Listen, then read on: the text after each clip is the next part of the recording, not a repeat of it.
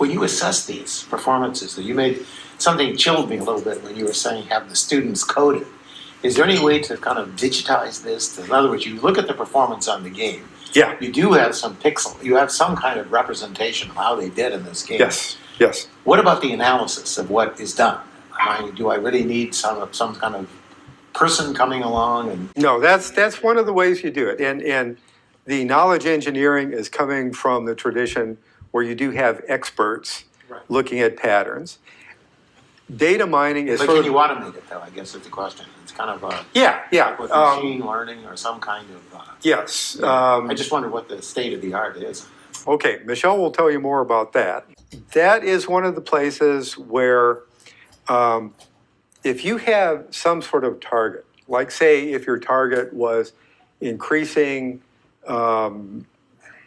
posterior information about something, and you had all of these traces of actions by actions looking for the patterns such that they're predictive of what that information is, that's one of the ways you do it.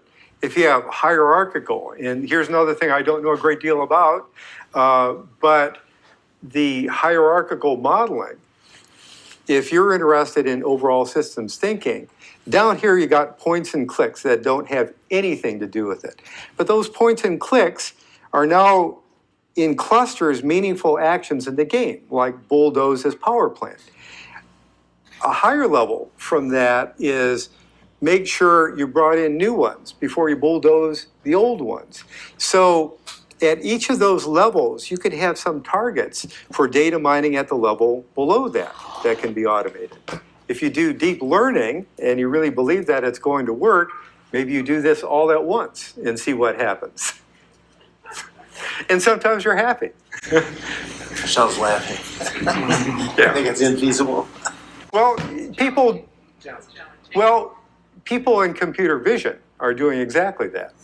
And they can tell you, well, this is a parking lot here from just a whole bunch of zeros and one pixels.